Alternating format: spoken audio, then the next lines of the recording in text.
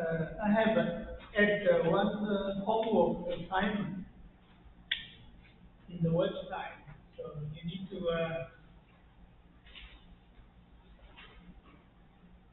hand in the homework next week.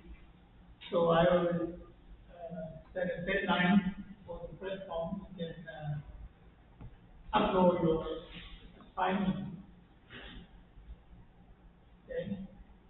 So you just you just need to do the question here, 6.4.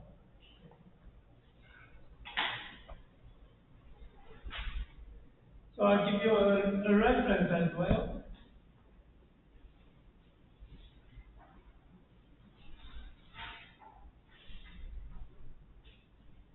This is a reference reading for the hydrostatic bearing. So it's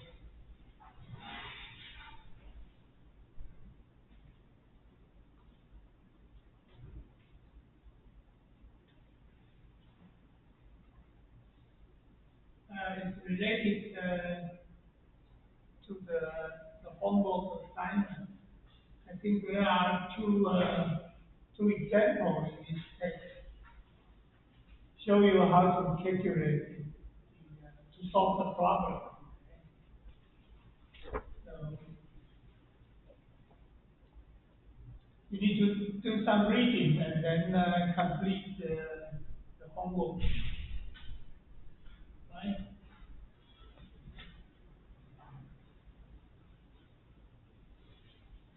Actually, this one is from another book.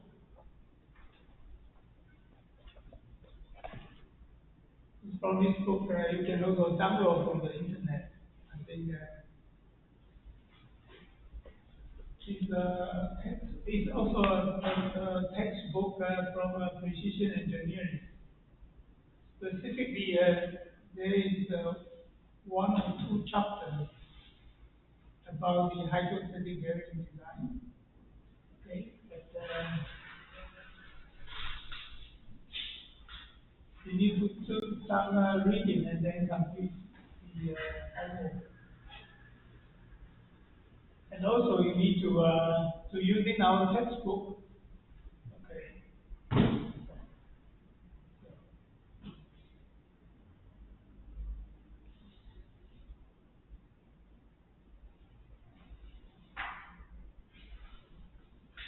So the deadline will be in the midnight of next Monday to hand in the homework. Okay.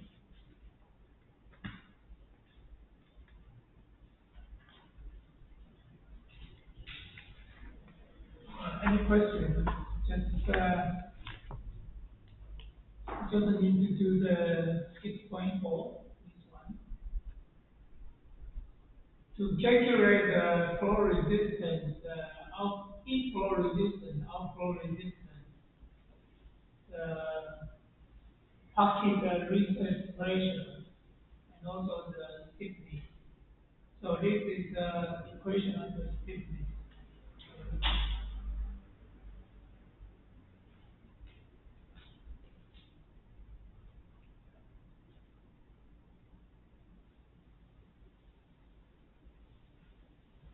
所以下礼拜一5月12点前要上传这一个问题的解答。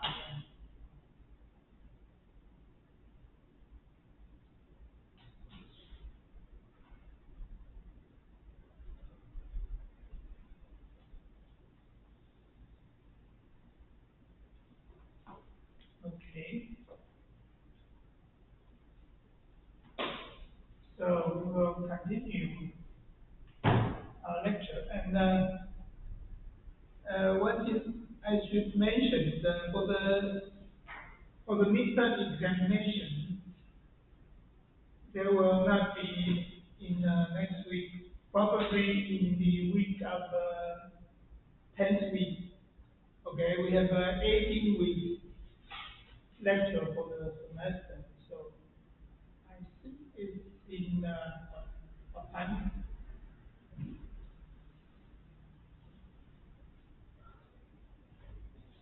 So today is, I think it's week 8, no?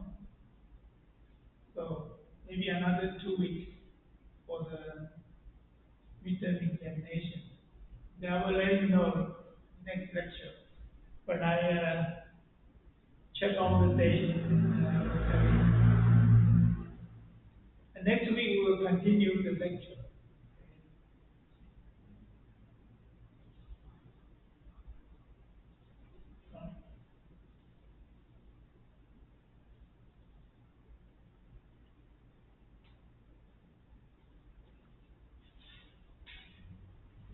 So last time we talked about the power temperature rise and the shape optimization.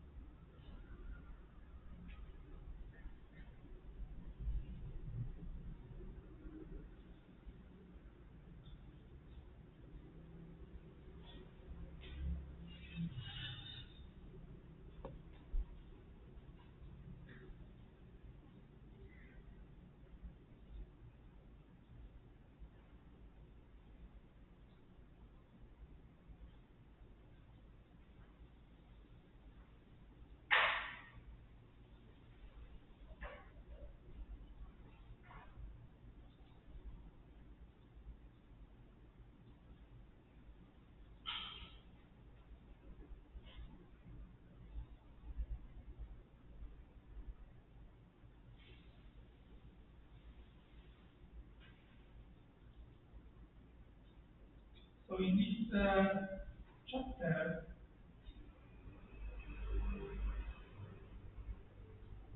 we are going to derive some of the formula, how we can calculate the total pumping power and total friction power for the hydrostatic bearings when you want to design or to estimate the pump for your bearing supply system, so pressure supply system. You you need to know the total pumping power and also the friction power from the bearing. Especially when you want to cool down the bearing for the to keep a constant temperature for the lubricant. So then you need to know the overall heat generated from your pressure supply system and also from your bearing service. Okay. So and also in this chapter we will give you some of the definitions for what do we I mean what we usually know of so-called the low speed bearing and high speed bearing because for high speed bearing or low speed bearing it depends on the power ratio. Okay, so you always look at the K, the number of K, which means that it's the friction power divided by divided by the pumping power. So then you have a power ratio for that. We are using the K number to distinguish the low speed bearing and also the high speed bearing. Okay. And here we have theoretical estimation for the temperature rise due to the friction power and pumping power from your pressure supply system. Okay. So if we assume all the power will go to the lubricant, so that will generate some heat in your lubricant. So it may increase the temperature of your lubricant. So this one is a conservative estimation. Okay. So which means that we don't count the the, I would say the power loss due to the convection or radiation from the system. So we always assume all the pumping power or friction power generated from your system goes to the lubricant. So, so this delta T is, I would say, is a conservative one. So that means you always estimate higher than the actual condition. Okay. So it's a worst case scenario for the temperature rise for your system. And here we also give you some estimation for the friction area from your reset hydrostatic area.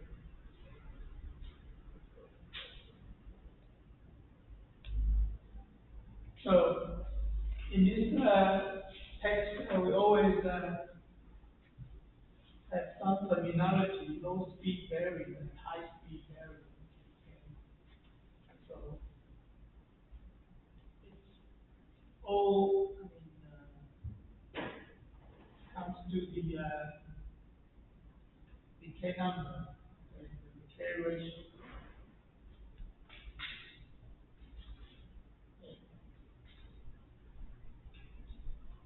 But I would say most of the case in hydrostatic bearing in machine tool application or industrial application, you can consider, I would say, 90% of them falling into this category, low speed bearing.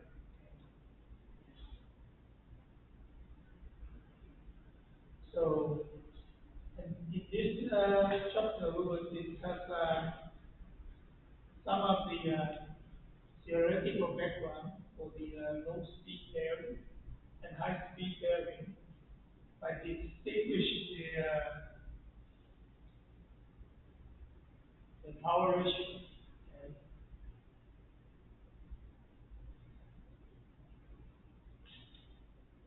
So the first one is called the pumping power. The pumping power is that from the pressure supply system, because you need to constantly supply uh, lubricant with a certain pressure from the hydrostatic bearing. So this is the supply pressure for your system. And the pumping power is to calculate the power consumption for your pump to generate the total volume flow rate from your system. So the pumping power is estimated using this equation. The PS, supply pressure multiplied by the total volume flow rate of your system. For instance, you have two hydrostatic bearings. So this volume flow rate is the summation of these two volume flow rate of the hydrostatic bearing. Okay. And for air bearing, the same. We have this equation to calculate the pumping power for the air bearing. So usually you have a data, maybe you will talk to this data. Data is a ratio for the resistance pressure divided by the supply pressure. Okay. And KGO, this one is for the air bearing. And this one, data is for the hydrostatic bearing.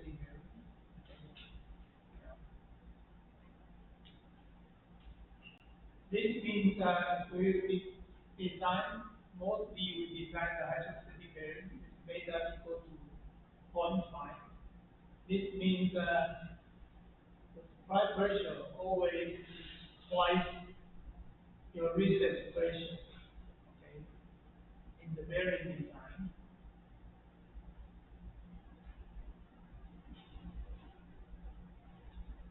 And the next one is the friction power. So the friction power is the power due to the discussed friction between the bearing surface. Okay. When you have a moving speed for your hydrostatic bearing, then you will have a friction power in your between your lubricant and the bearing surface. So this is the calculation for the friction power generated by during the operation from your lubricant. Okay, so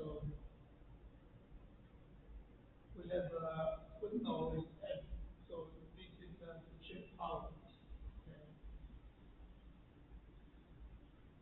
So the bearing force is using this equation. So it's proportional to the moving speed of the bearing. Okay. And the AS is the friction resistance or friction area of the resistance. Okay. The bearing resistance friction area. And eta is viscosity of your lubricant. H is the film thickness for your bearing gap. So if you have a very small bearing gap, you have a very big friction force. If you are moving in very high speed, you have also very big friction force. So, so this is the force, and for the power is the force multiplied by the speed again. So you have this U squared in your friction power. Okay.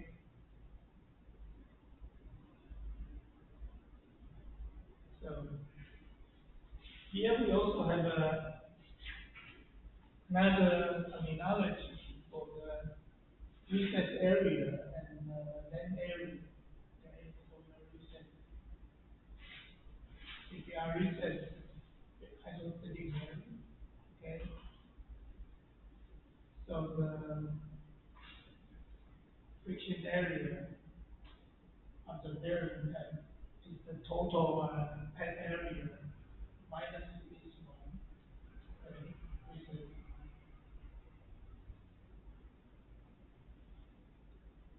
so if you are moving very high speed, you will have a very big friction power for your bearing. So generate a lot of heat from your system. So, and usually in practical, in practical industrial applications, the fluid or pressure supply system usually will integrate one cooler inside the system. So in order to cool down the heat generated from the friction power and the pumping power to keep the lubricant at constant temperature, which means as we know from previous chapter, if the temperature rise, the lubricant will drop, will become smaller. capacity, the rooster will decrease if the temperature rise on the roof. Right. So, and here we have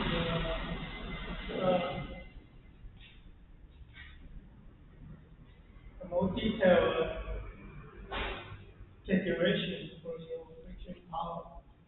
Okay. The footnote L is the very net area. R is the recess area.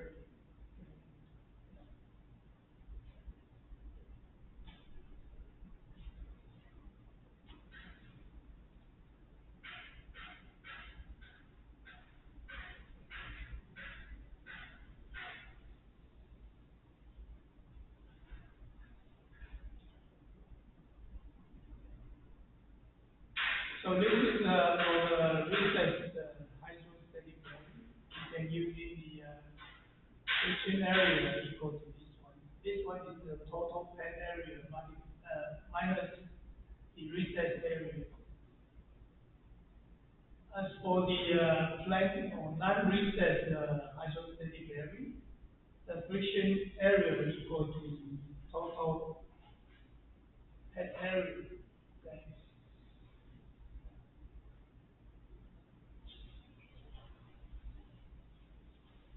So we introduce another term for the total power.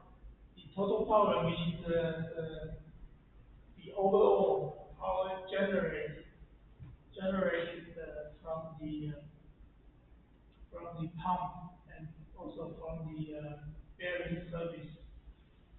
So which means we have a footnote T total, okay, is equal to the pumping power plus the friction power of the system. Okay. And here we introduce one symbol K. K equal to HS divided by HP. Okay. So using this equation comes this one.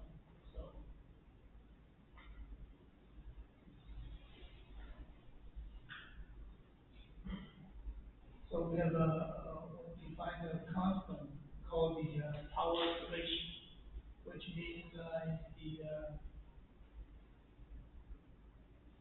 friction power divided by pumping power. Okay.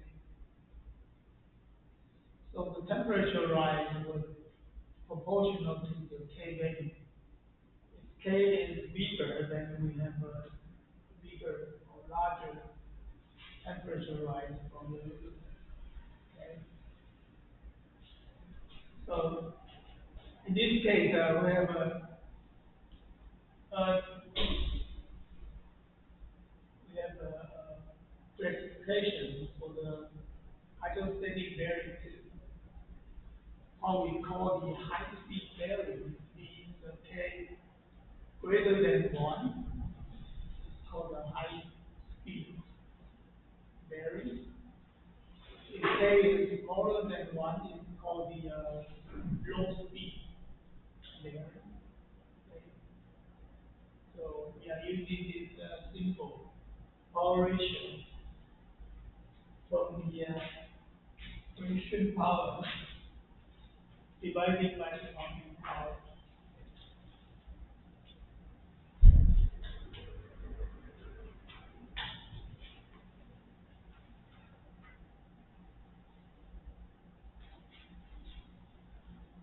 Okay, you can have a look for this book.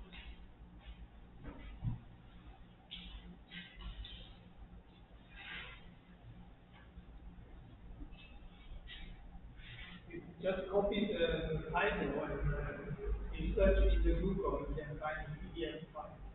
You don't need to buy it. It costs a lot of money. I think 1,200 NT.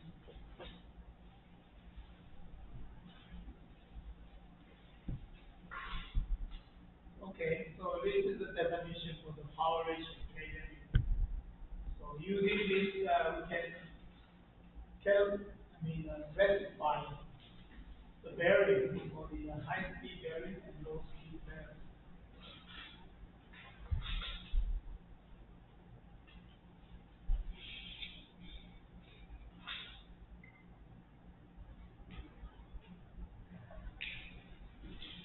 Yeah. Most of the case, for the aerostatic bearing and hydrostatic bearing, they belong to the low speed bearing. The hydrodynamic effect can be neglected for in this case. Most of the cases, as I said before, in the hydrostatic bearing or aerostatic bearing, usually 90% the case we design the bearing using the low speed bearing methodology to do that.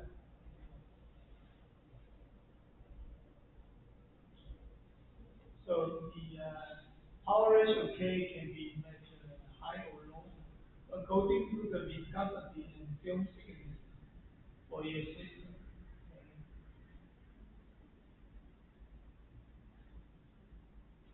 So we have K number here, K equal to 0 to 1 is pure hydrostatic or aerostatic low flow and low or moderate speed.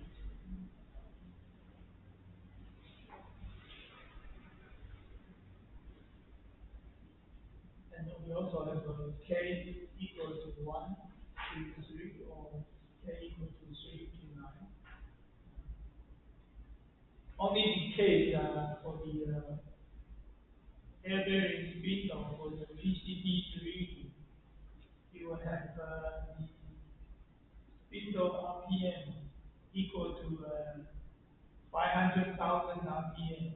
In that case, maybe you need to consider the high speed bearing design strategy. Okay. Otherwise, you're always using the low speed bearing design methodology to do that.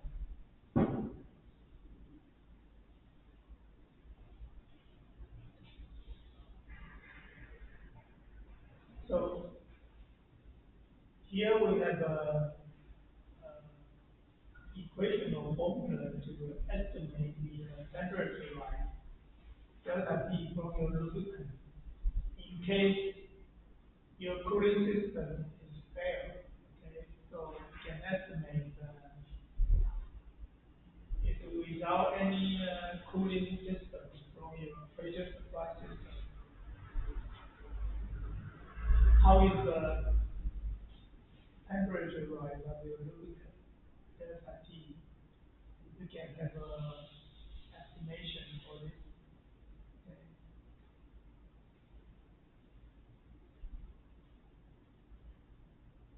So we only estimate the temperature rise of the system based on the pure convection.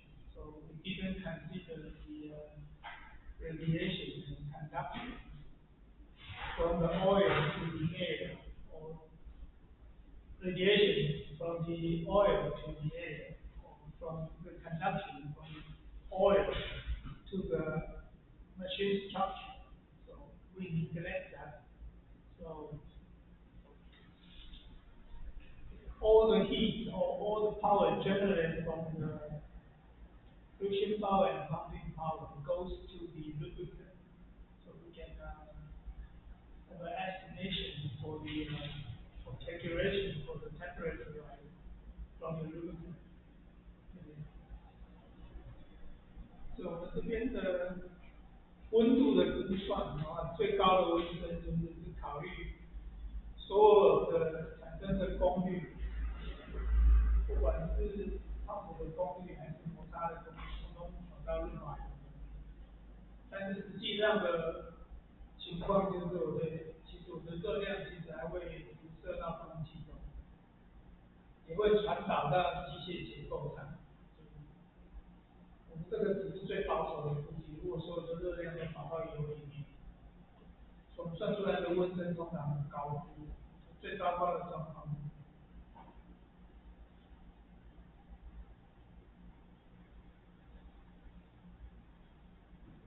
So we are using this uh, to estimate the temperature rise from your lubricant. Okay. This is the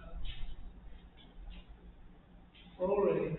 This is the heat capacity, specific heat capacity for the lubricant. Rho is the density for the lubricant. So the total generated heat all goes to the oil lubricant. Okay? So we can estimate the maximum temperature rise that heat for your lubricant. Okay?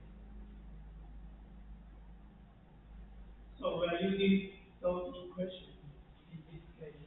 Okay? We have total power. This we have also total power with, from the heat causing the temperature rise in the lubricant. We have an estimation delta E equal to this. And we have a further this HP equal to the supply pressure multiplied by Q. Okay, so and then the Q is eliminated from the top and the bottom. So this one. This is the final one. Delta E T equal to this one. So power ratio K, if you have a higher K value, then you have increased temperature from your, which means if the bearing speed is high, then you will have a higher temperature rise from your system.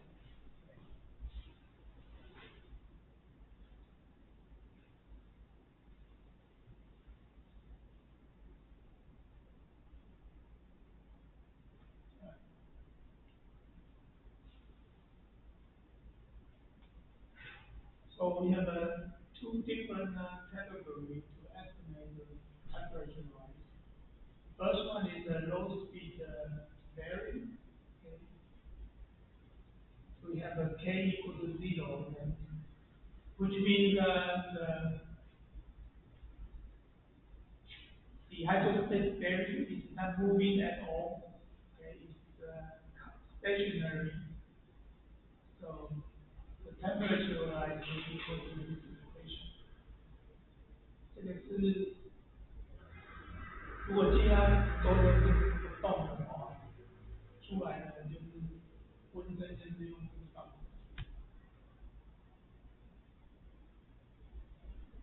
So we have some examples from the textbook.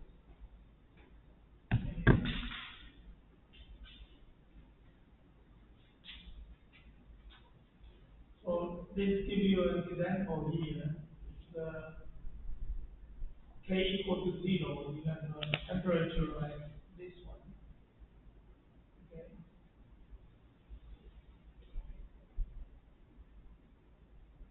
155 multiplied by 10, 10 to minus 6. Okay. So if you have a K equal to 1, so this 0.55, we can be 1.1. If K equal to 3, you have 2.2.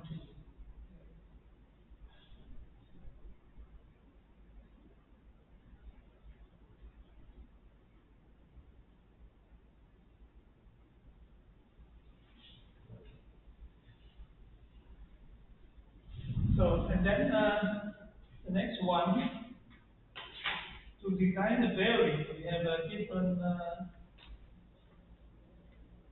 design strategy for your system. So the first one is to introduce you we are using the minimum power generated for the hydrostatic bearing as a design criteria for your hydrostatic bearing. Okay.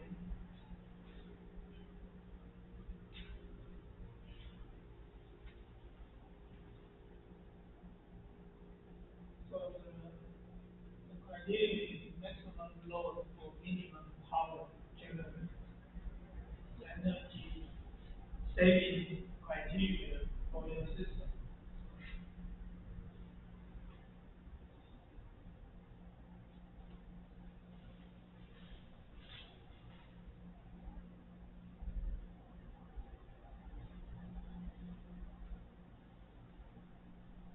So here we have a different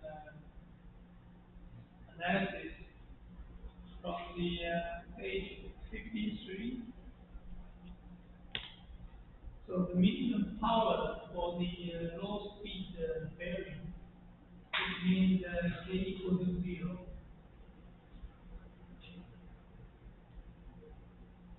So the power ratio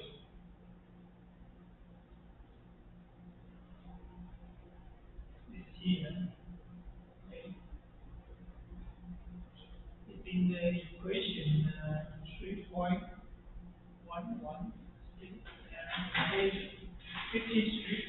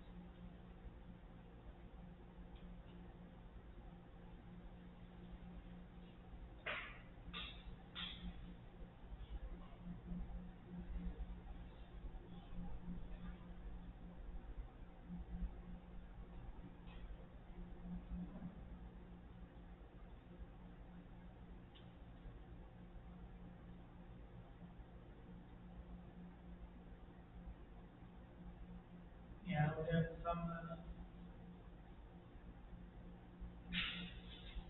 manipulation for the some variable here.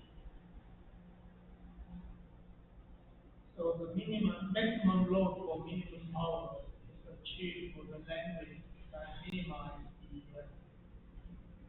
pumping power.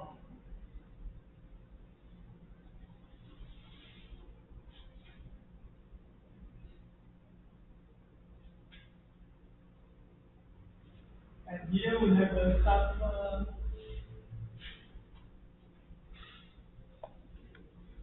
some rule of thumb to design guideline for hydrostatic bearing.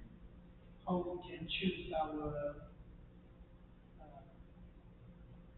parameters for our bearing type. Okay. The first one to introduce is the optimum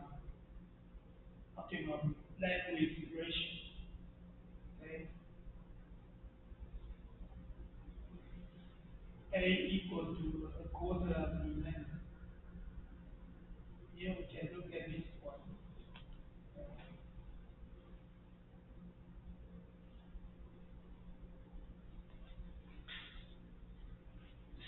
Which means the language is one. A equal to a quarter of the diameter for your circular bearing. And also for this one, for the joint bearing, the bearing length is here. The A equal to a quarter of the length. Okay.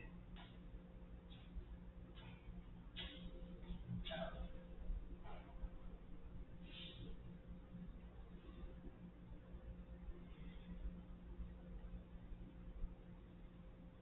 so it's what we call the optimum language ratio.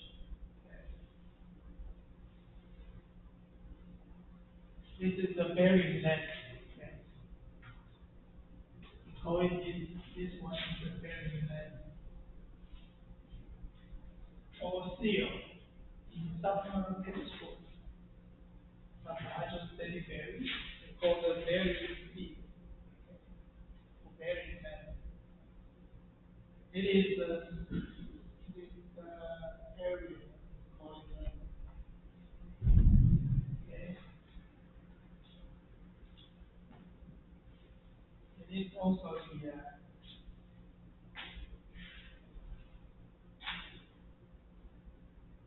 the width.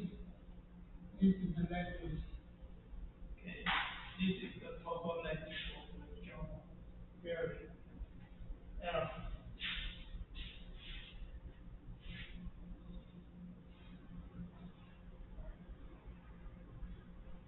so in this case, some of the parameters we will decide beforehand, like this bearing density. So if we have a rectangular bearing pad, so we have the optimum bearing length is equal to quarter of the length. Okay, so, and we already decided the length is, in this case, is 20 millimeters. Most of the case, there is no special concern. We always design like this. So the length is equal to the quarter of the length. This applies to the rectangular bearing pad, journal bearing, or also circular bearing pad. 所以这个是我们会先决定，就是最佳的那个风油边的宽度。length 的话，我们一般讲风油边。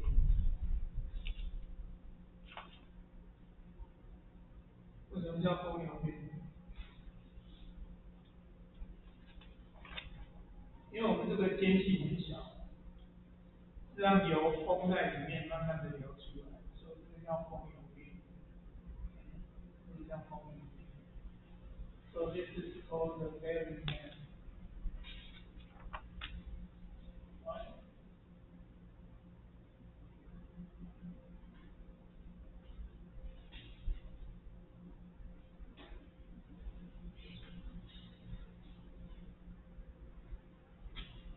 So we have some example here.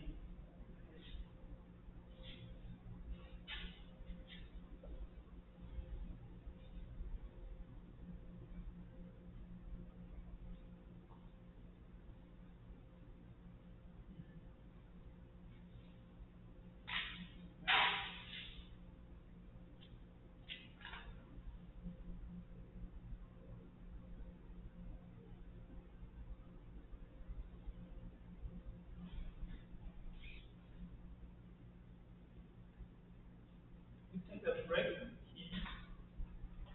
It's also the same for the length width, optimal length width for the air bearing. We apply the same rule when you choose your parameter for your bearing pad design. 休息一下。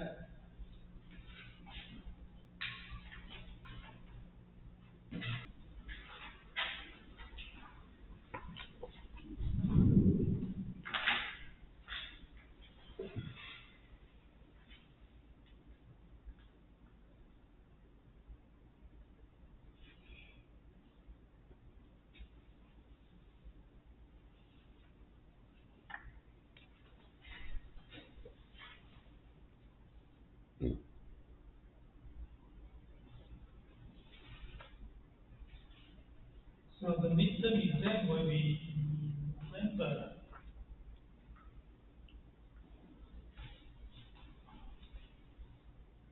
12 or 19. Okay.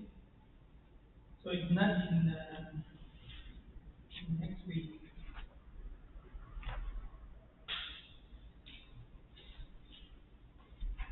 So you should still come for the lecture next week.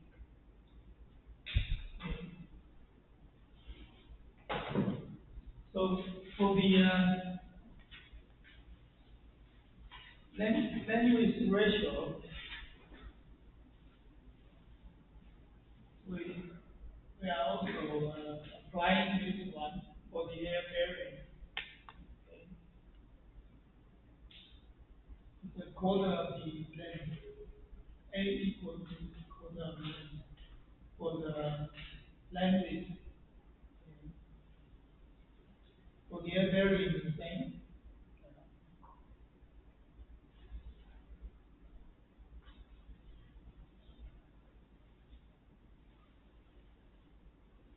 But for the traditional air bearing, usually it's non-recessed design for the bearing pad because of avoiding the pneumatical hammer instability.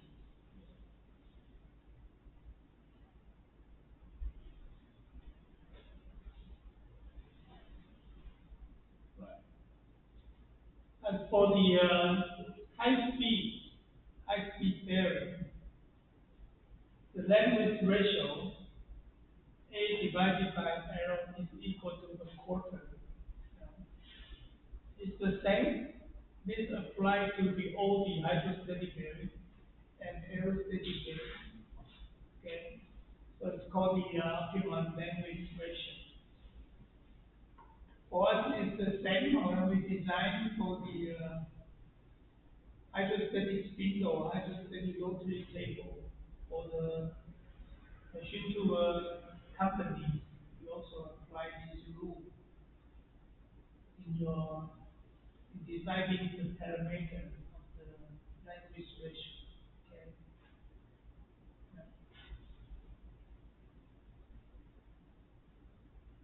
Okay. So this was convenient for us. No matter the low speed bearing or high speed bearing, we are using the same optimum language ratio, A divided by L equal to the quarter, 125. Then, of course, for us,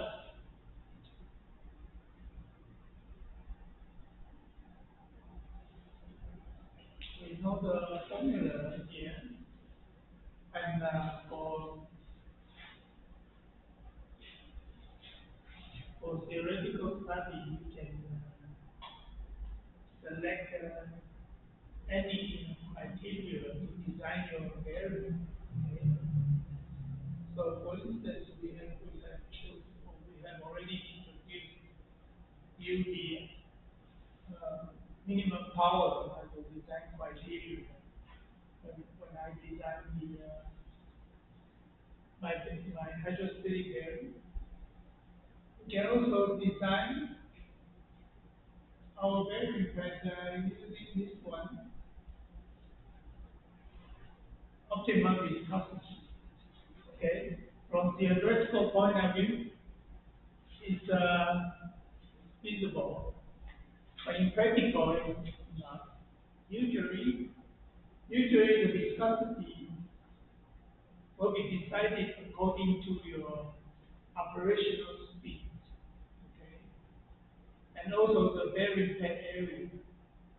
So mainly these two parameters will decide which kind of viscosity we are going to choose for our isostatic bearing product. Okay. So we are not really using this strategy, but from because for theoretical study, all possible. Practical is not not practical design is not really applicable. Usually, it's decided by the operational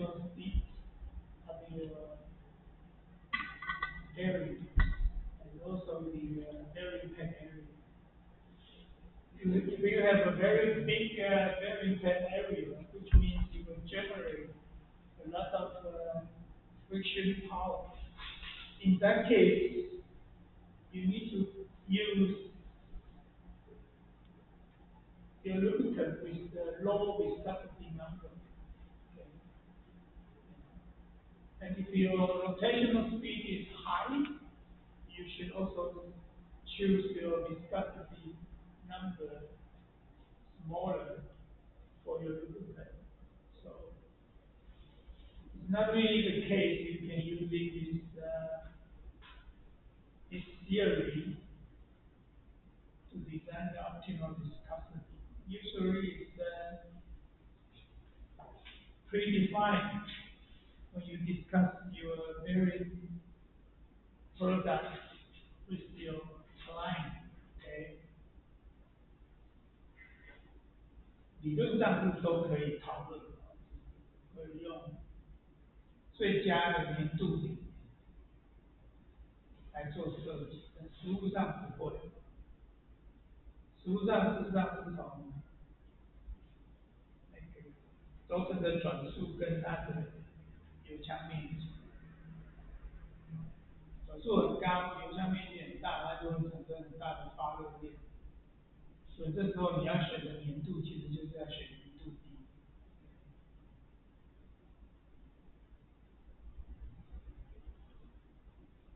So, for instance, if you have a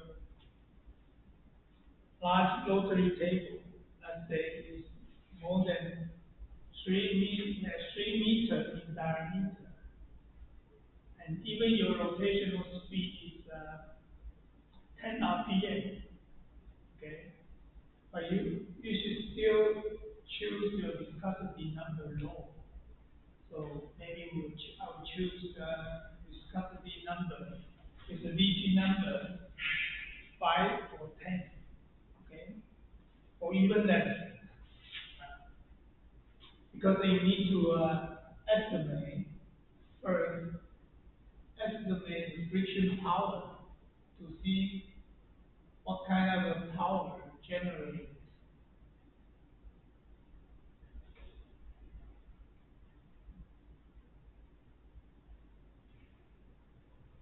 what kind of a power generated from your friction.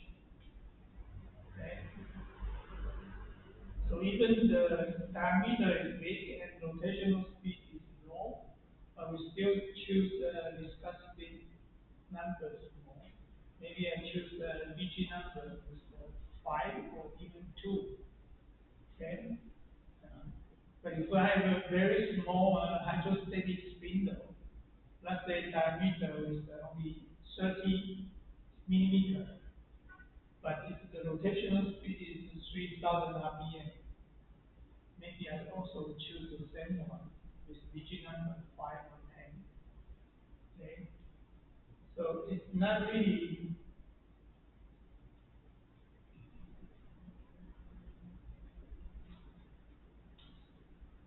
the optimal viscosity you can choose from.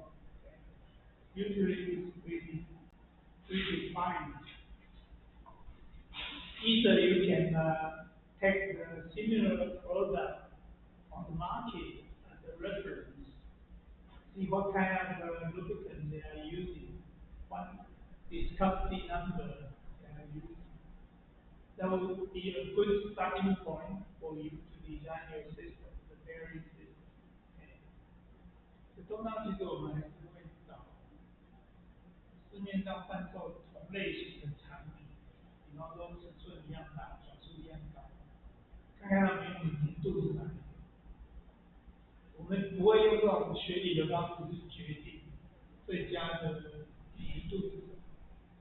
Okay. So usually we are not going to do the analysis for the optimal viscosity for your hydrostatic bearing. But we still can look at the theoretical background for this. Okay. So this is also predefined, okay, by the engineers and the client by referencing the similar product in market。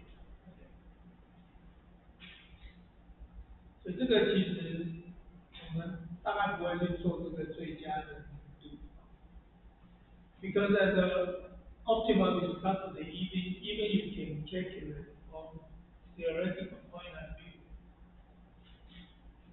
but it's not every viscosity number you can have in commercial product market。就是市面上的粘度都有一定的等级。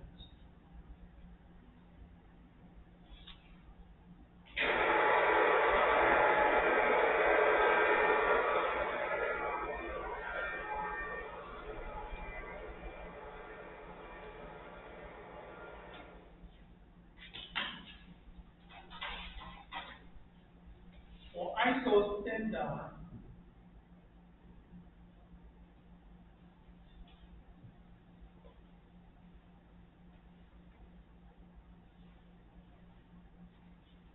viscosity grade for lubricant, we call it VT number. So usually the oil company or petrol company, they will have some specific list for their lubricant with some certain viscosity grade. Okay, for the hydrostate bearing, usually they have this kind of number.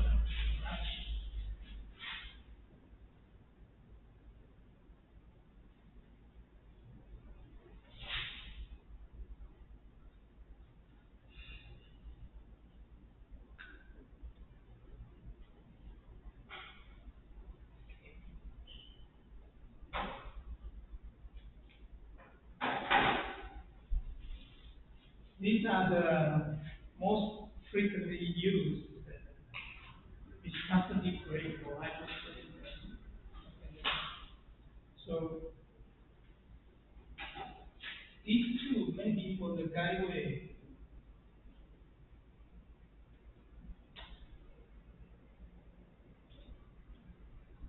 These will be spindle and rotary things.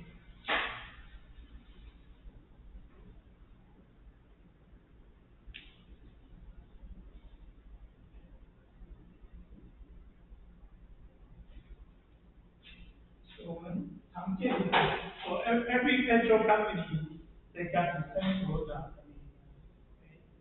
But the price are different. Okay?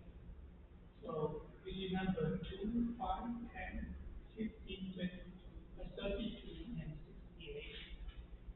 So usually you will have stock in local market, most of them. 所以每一家的油品公司，其实是中油也有出那个液压油，它的粘度等级大概就是这些。那这个会有库存的，大概是50、15、32、68，这个是很多的那个液压系统都是用这个。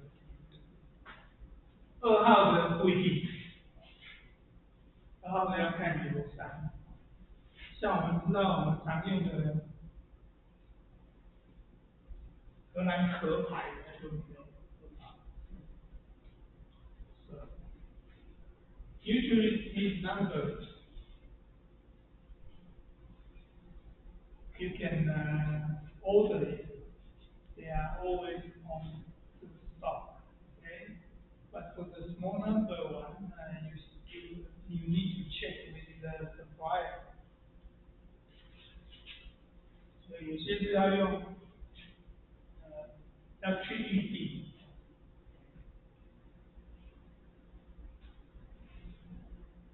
大部分的油基本上在一家头可能是半年到1年要换，最久1年要换。因为你在空气中会有灰尘，还有你会有切削粒混在里面，会乳化这些，所以基本上，而且你的环境如果是比较高温，就容易变氧化变。And usually you need to change lubricant or the hydrostatic bearing.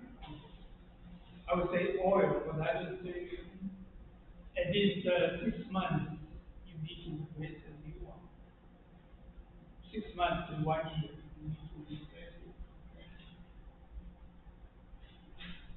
So通常这个2跟5的话，是用在大型的工作，大概是1米半、2米以上的，基本上不是用2跟6。即使它转的圈数1分钟只转6转，但是它是6米的工作台，它面积非常大，它是用低粘度，发热量才会非常好，大概是这样。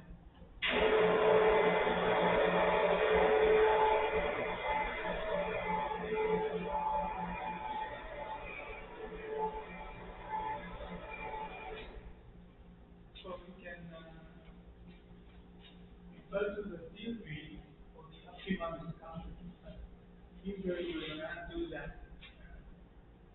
We define we select the lubricant oil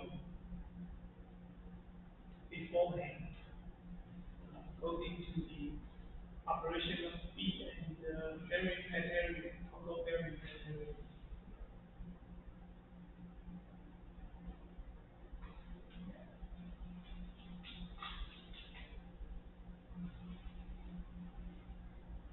And for the air barrier, you don't have any problem with that. For the air, the lubricant viscosity will change very little. And also for the system, for the air barrier system, because the air, we are not collect them and recirculate them. So the air always carry away with the heat. Okay? So the viscosity of the air barrier, you can assume is constant. We don't have a problem for selecting the viscosity grade for the air. 气压轴的通常是因为空气反正我们就是使用完就让它飘散在空气中，那其实会把系统的热带粘度上基本上是不用考虑会不会变化，所以不用去选气压轴的粘度。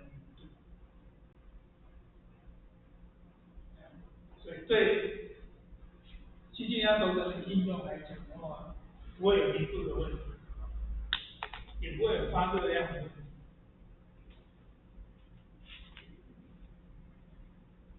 那我们刚刚讲的那个 PCB 双孔径50万种，那其实是因为我的主轴的冷却水道，它的那个散热要做好。And then we have also another study, according to our formula, we can also find out the optimum clearance for bearing. Okay. This is from the theoretical point of view. Okay. You can find the optimum clearance by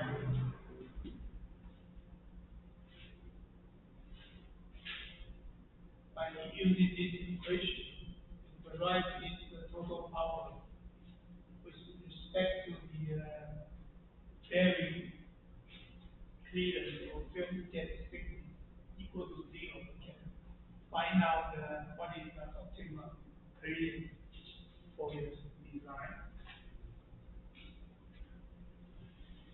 This is also not the case in practical design. So the minimum clearance usually defined or decided or determined by the assembly workers. Okay, from that for the factory that manufacture your hydrostatic bearing. 那理论上我们也可以用一个公式去决定什么是最佳的间隙。但那实物上也不是这么做，实物上的话其实是看我们那个你要做主轴还是做工作台。那我们的组装功能，它最小的间隙能组装多小？你不要设计一个最佳的间隙，但是你组装功能没办法满足，或者是它要花很久的时间才装备得进去。那我们有问过他们是大概觉得5分钟到10分钟是可以接受。他如果每次装备都要超过10分钟去调你的那间隙，基本上是不可能，所以你就要放大那个间隙。So we have already consulted with the assembly workers of the manufacturing company of the hydrostatic bearing. For the assembly worker, they said that if the assembly job was very rigorous, spending more than maybe 5 to 10 minutes. It's a very difficult assembly job for the players, so that is infeasible. Probably you should select appropriate creators for the assembly guy. Can work with the creators in 5 minutes. Okay. 所以你大概是，它组装要花大概5分钟以内的话，他们觉得大概是可以接受。所以这个我们也是要去看你那个主轴啊、工作台这些，特别是比较小件的才会难组装。那装备功能它的能力在哪里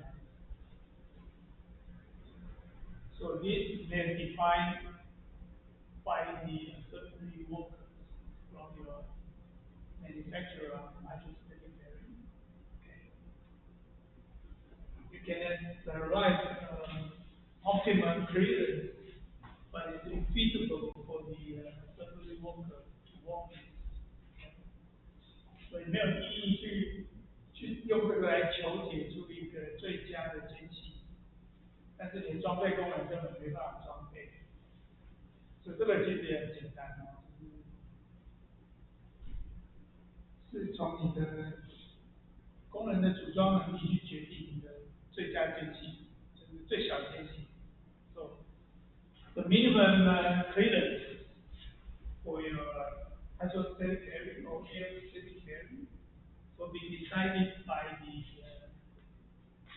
skill of the assembly worker for your hydrostatic bearing from manufacturing factory. Okay. So you should consult with the manufacturer. Okay. But of course, from the formula, you can also using this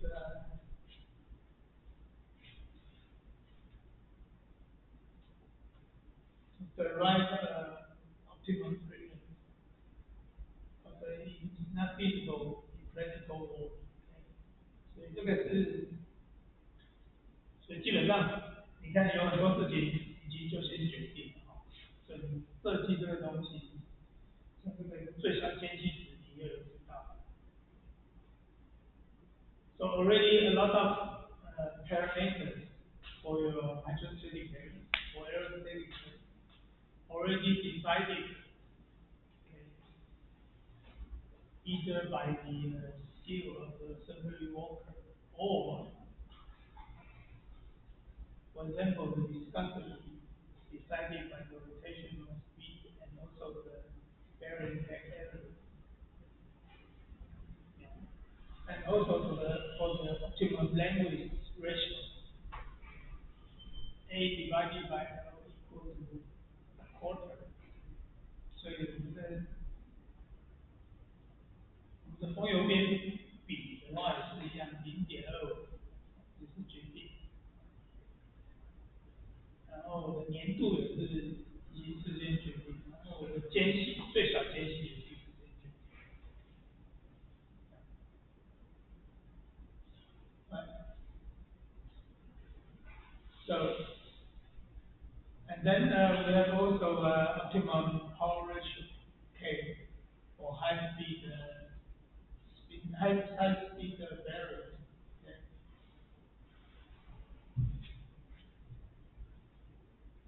Yeah.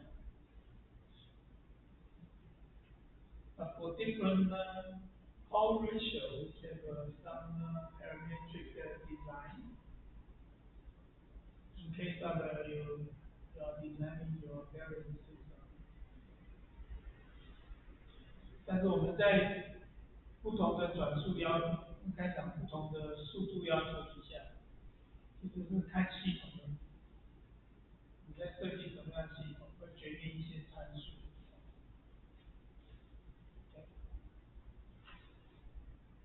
So for the highest speed variant, the optimum power ratio, if you can choose from, you should choose the K between 1 and 3. Okay? 如果你自己能够选择的话，如果是没有外在的限制条件的话，就那你会去选一个比较不会有问题的，大概就是选 K 是在1.3在高速公路里面做设计。如果要你去选那个功率，OK。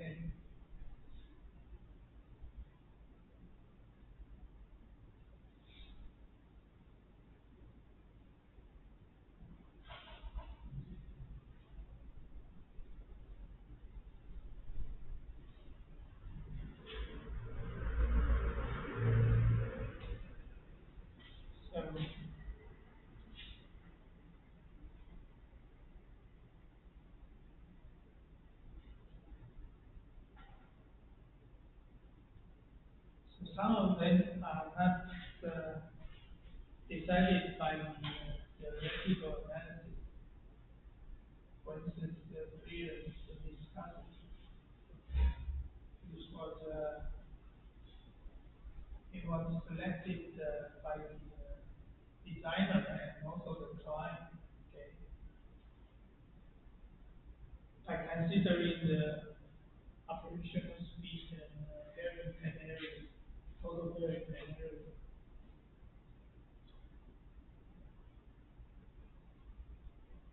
Apart from that, there is another criteria for the design, especially for the machine tool computation, is low capacity and the maximum load for your table, for example, low capacity and also the stiffness. Okay, it's important to design your bearing, isostatic bearing system. 那如果是在工具机的应用啊，其他还比较重要的是那个我总共的承载力，或者静压轴承的承载力，还有我的刚性，因为我的工具机的话，其实它会有一定的切削力，你要抵抗切削力。那我的油墨又不能变动，就变成是系统刚性会有一些要求。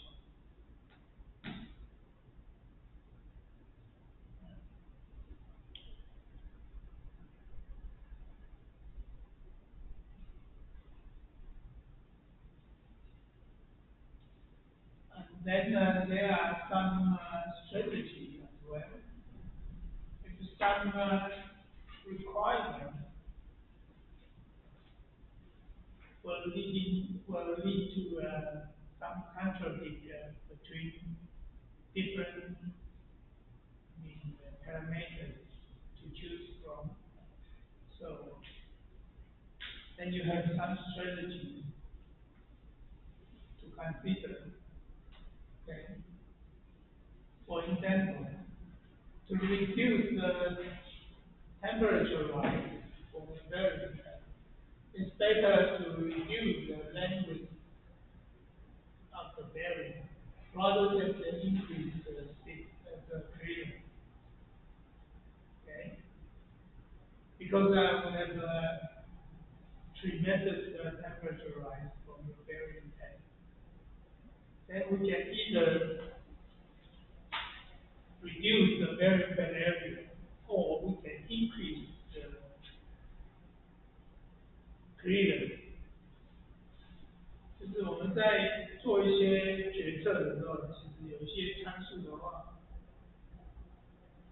是会有一些性能啊，可能是有好几种参数会影响。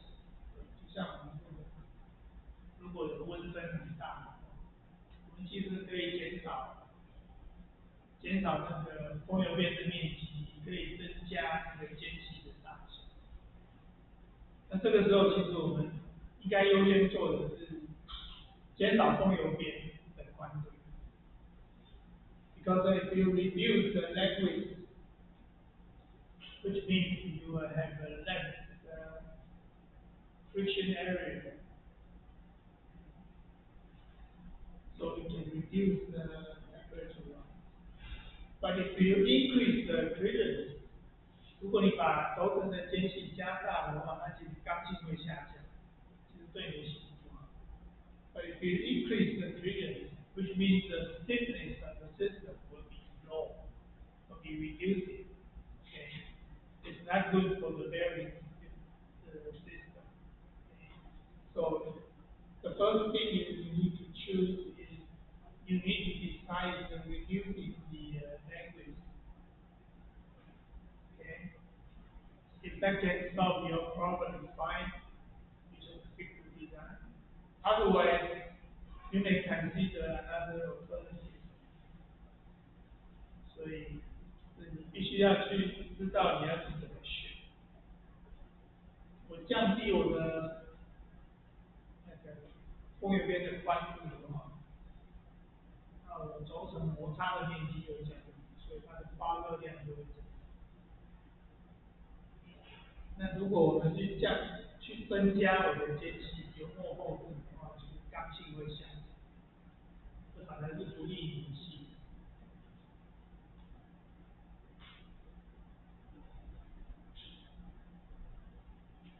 Right?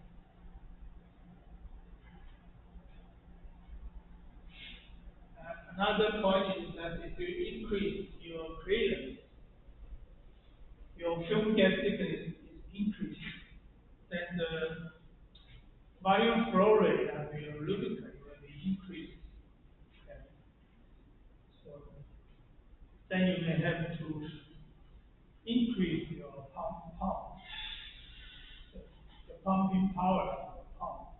Okay. 所以它会有很多问题。如果加大油墨间隙的话，那我的流量就会增大很多，我必须要去换pump，比较大流量的 pump，也比较耗能。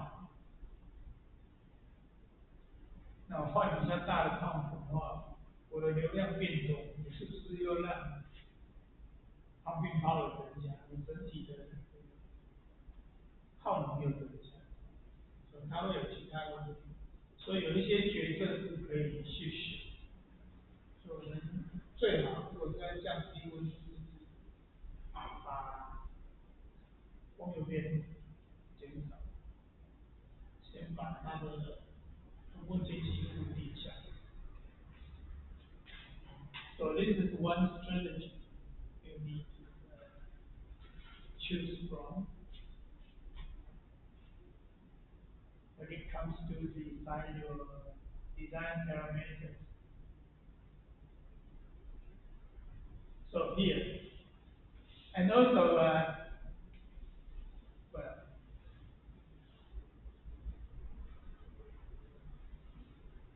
if you choose a viscosity number, lower one, you have a decreasing viscosity has two effects. Viscosity shear is reduced, okay, and the relative change of viscosity with temperature is also reduced. But the stiffness of the bearing is reducing as well. Okay. 所以你如果选粘度比较低的油，我系统的刚性会比较小。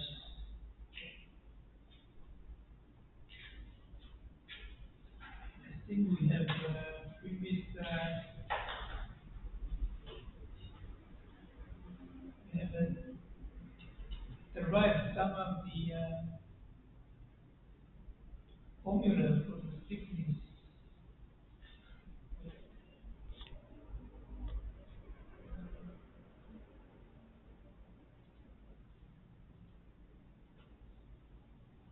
me look at that.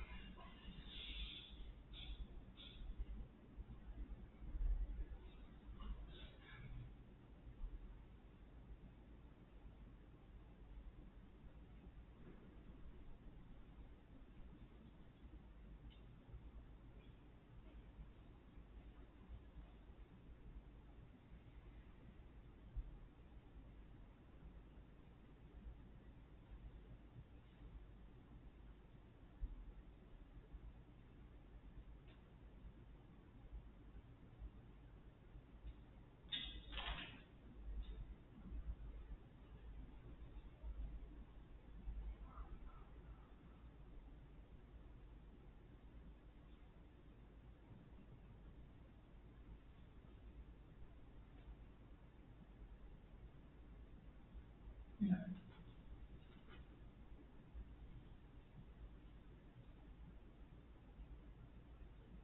So for the Oryx restrictor, for hydrostatic variables, the Oryx restrictor, the research pressure is proportional to the viscosity of the lubricant. Okay. So if you reduce the lubricant viscosity, which means that you will reduce your research pressure. Okay. So your research pressure PR multiplied by the area per area is equal to the low capacity. So if you reduce your viscosity, which means reduce your low capacity. So in that case,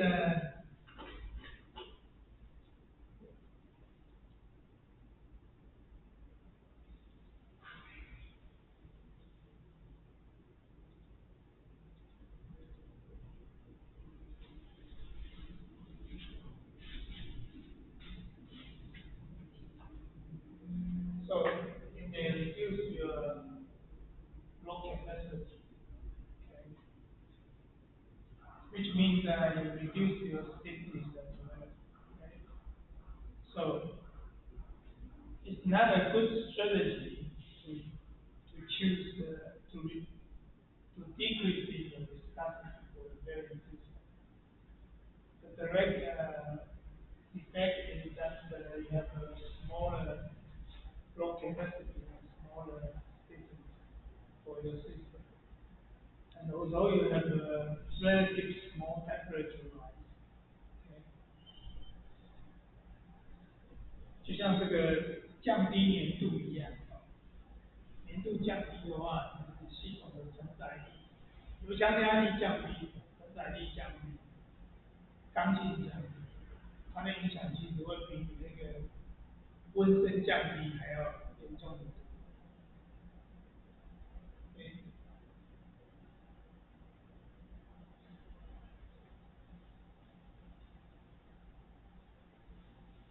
呃，还有的话就是so there is a practical limit to reduce the length. Why? Because if you have a smaller language, look at the figure. If you reduce the width of the language, so this one is very small gap. So to keep the lubricant inside the recess, so gradually it will flow out. But if you reduce the length width, which means the lubricant is easily flow out to your bearing. 所以你的风油边的宽度如果是降低很多的话，你的油就很容易流到外面。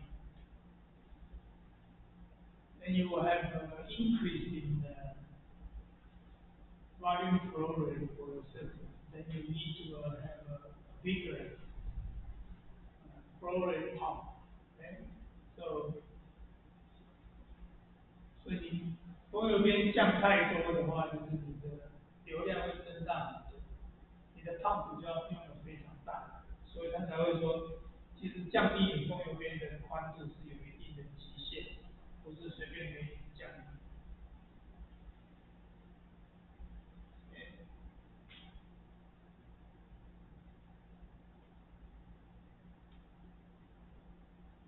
So if the language is too small, actually then we make the prediction of flow rate less accurate. Okay? So there's a limit. The limit is equal to this one. So this is the limit A. Should be greater than 100 times of the film gap thickness or clearance. Okay? So this is the lower bound for your language. 所以我们刚刚讲风油边 A 比上来都是0.25，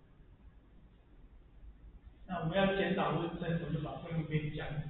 但是我们风油边降太低，我的流量就会太大，我要用很大颗的汤。So this is another criteria you can examine to check your language is correct or not. So your language should be greater than the 100 times of film gap thickness or 100 times of the clearance. 所以你的风油边的宽度需要大于100倍的油墨间隙。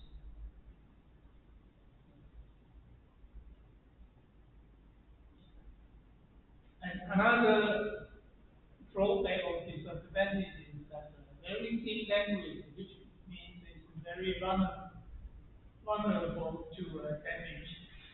你风油边很小的话，一碰就坏掉，这个需要注意。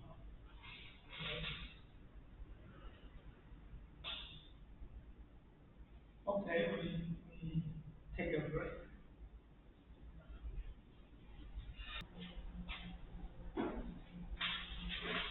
So, so there's another general design rule for you to consider. The most critical parameter for hydrostatic bearing to govern the flow rate is the bearing gap for the clearance. Okay? So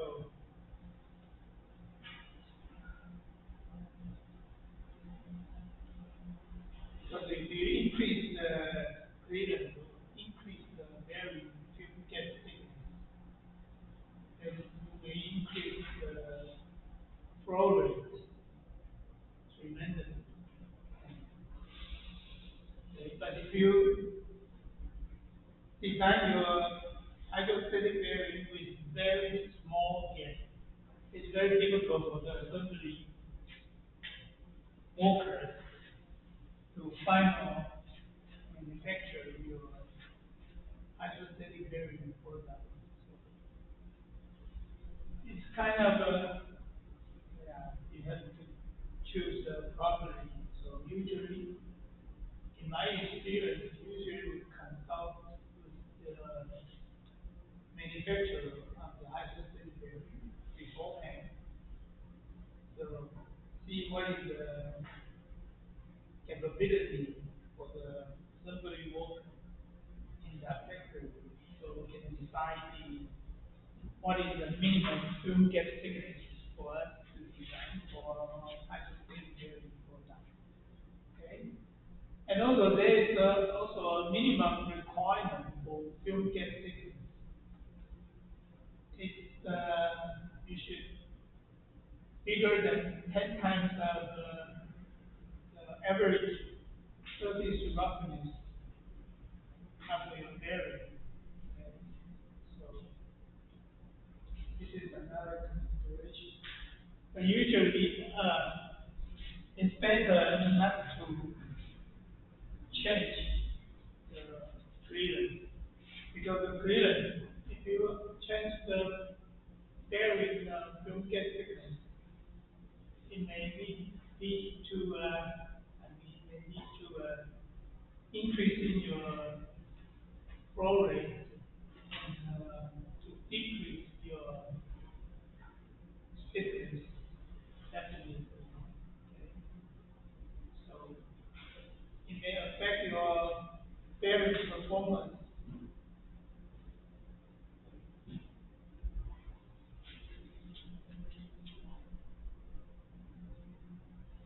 So this is the most critical one when you decide your design parameters.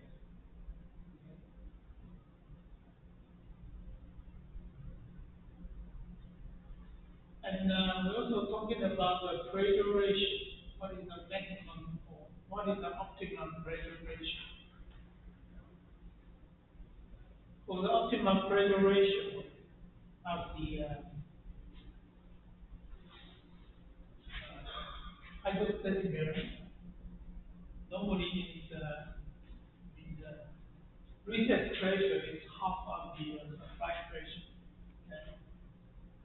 In most of the case, you using the design parameter this one. Okay? And for this one, we will come back later. I think next chapter we will also discuss this one. So this applies to the high speed bearing as well as the low speed bearing.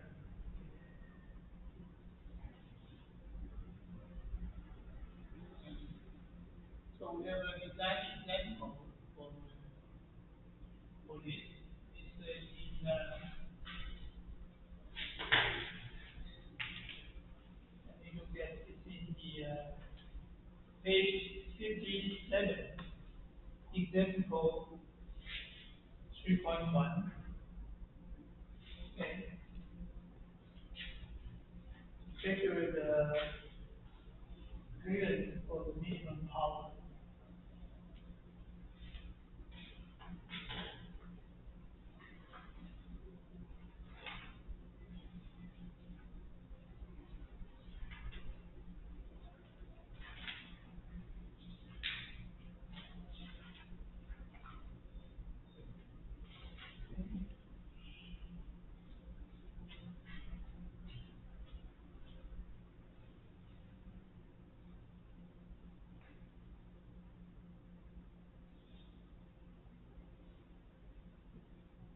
So another section is the speed parameter for the hydrostatic bearing. Okay, this is the bit classical one, classical formula for the speed parameter. Okay, it's developed in 1969. Okay, it's designed to vary for the condition of a minimum power and to arrange to achieve a speed parameter for the optimum design. Okay. So this is a new parameter called the speed parameter, okay, SH.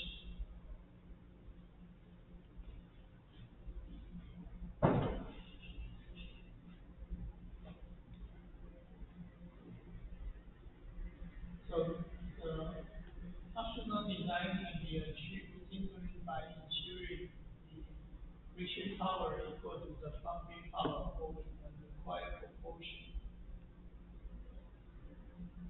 So the use of the design parameter SHO, O, the window O means optimum. For the option design is optional.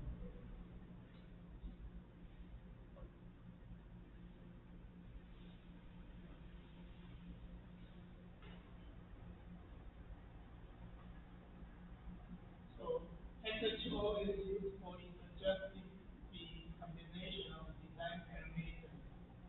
Since the value SHO can be read from the chart, this value used to select values of viscosity, clearance, and the vibe ratio and the language ratio. So it's in the 60 or 70, 1960 or 1970, the calculation power of the computer is not so good as now.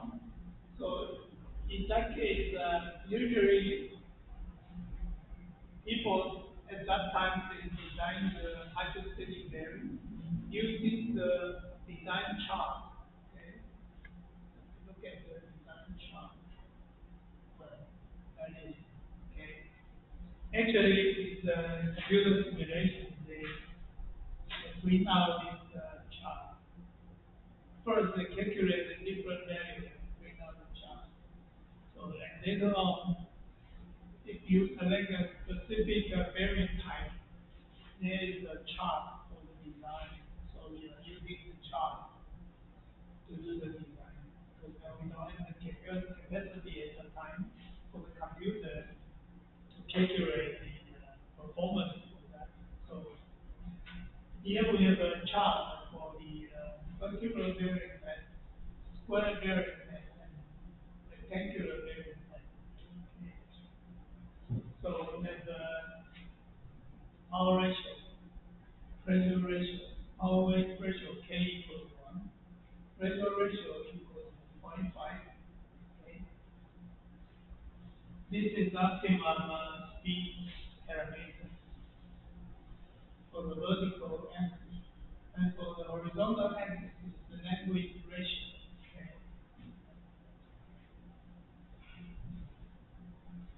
So usually we have a net width ratio A divided by L or A divided by T equals to 0.35. So this is the chart for the flat bearing test.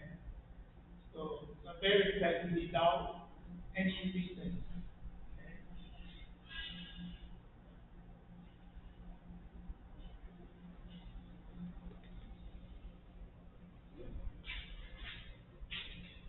Maybe we can look at detail for that.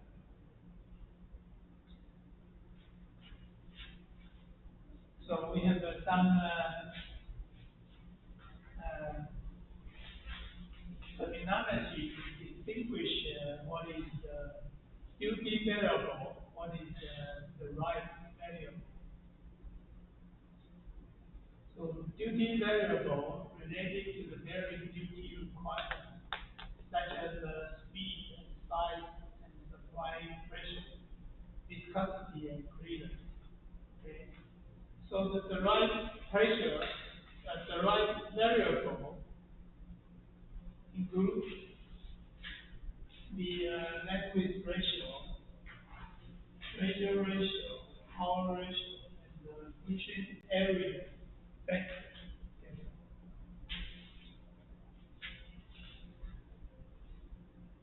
So we just introduce another terminology here.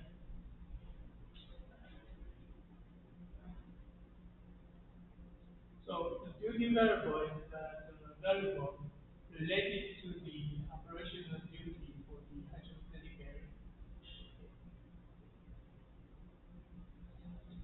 So for the minimum power criteria,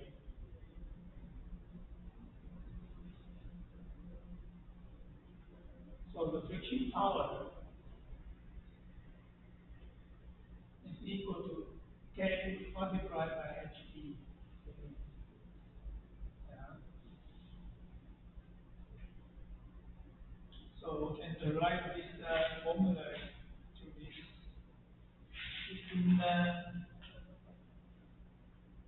equation 3.70 in page 58,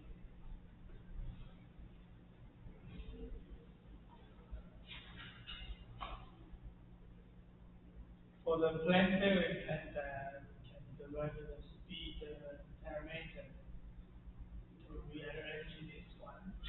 So as a g equal to this one, we may introduce some other parameters here. Okay. For the planetary the equation is 3.80, page 58.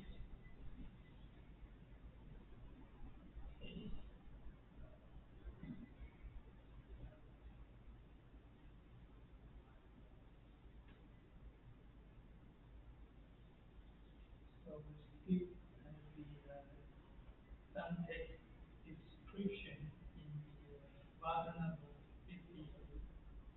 We look at the figure 3.1 is optimum value for the speed parameter with different language ratio for the circular variant and square and the rectangular.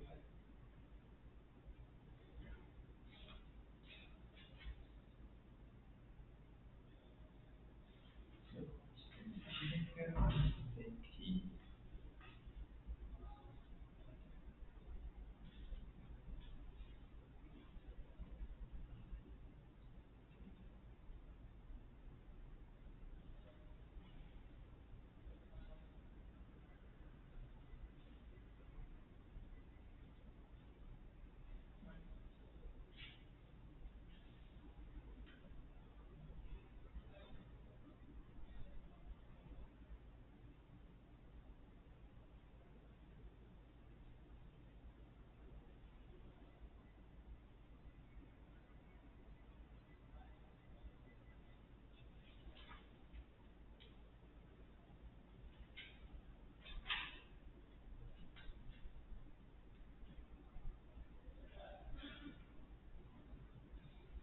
so this is the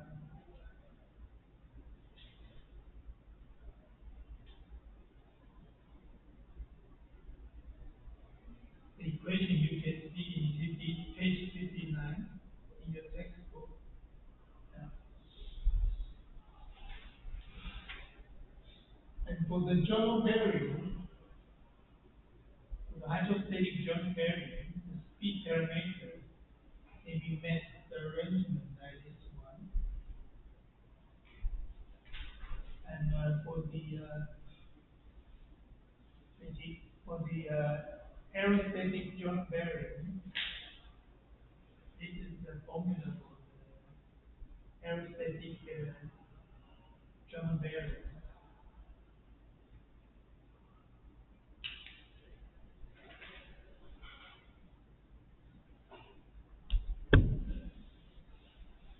So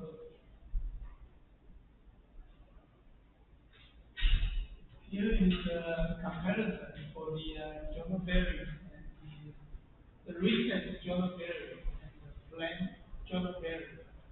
They are two different curves. Okay. So again, the horizontal is the length width ratio, and the vertical axis is the speed parameter, optimum speed parameter. So we have a k equal to 1, beta equal to 0.5. Okay. So this is the design chart.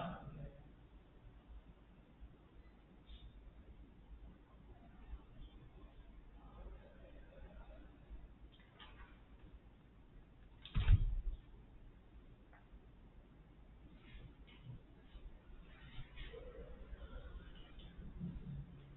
again, we have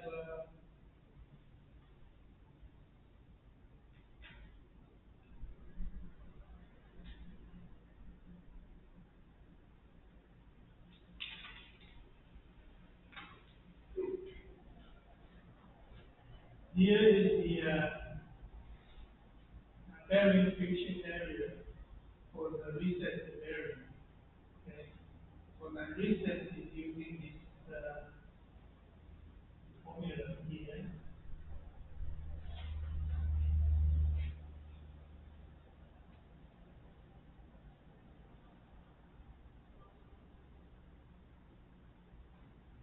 So this is the hydrostatic joint bearing. This is the equation of this one.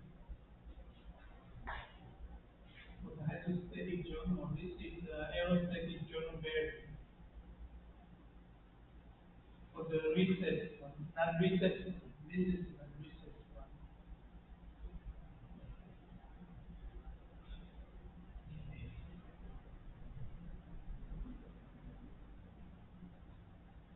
Again, we have another example in page 61, example 3.2. Optimum speed parameter for the reset journal bearing.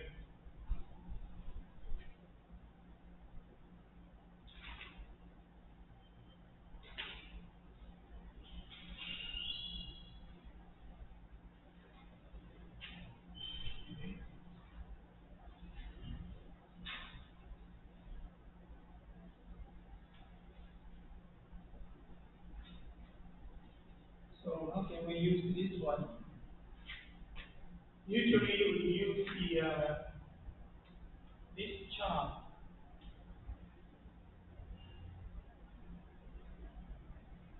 to design your hydrostatic bearing. Okay. We are using the language ratio A divided by L,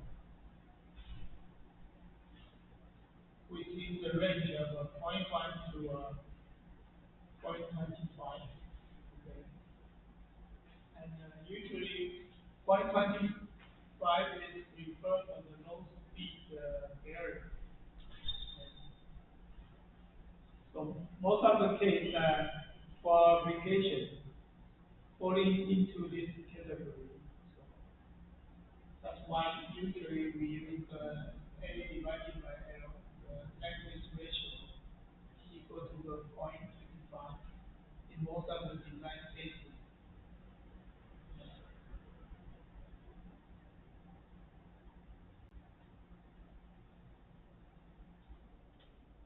It's better not to design the language ratio larger than the 0.25. Okay. In that case, you have lot of friction area, so it generates a lot of heat during the operation.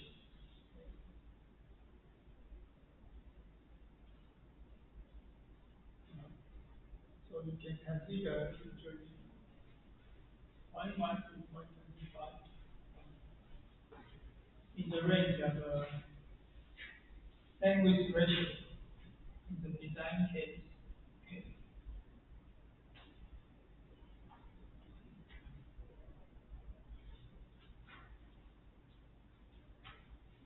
So here we have some conclusion here.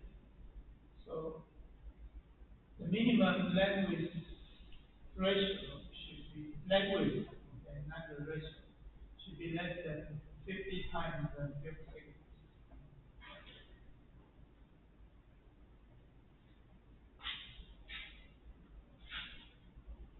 Okay. This gives you another indication.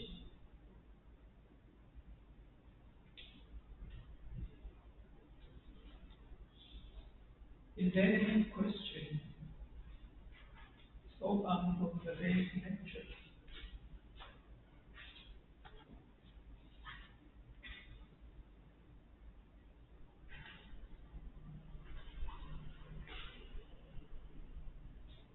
Yeah. So you should upload finish the homework before midnight, Monday, next Monday, okay? Yeah. It's not so difficult. You read some of the reference reading, and I think you can solve the question. Okay. Any question? No? So then I see you next Tuesday. Okay. That's all the lecture for today.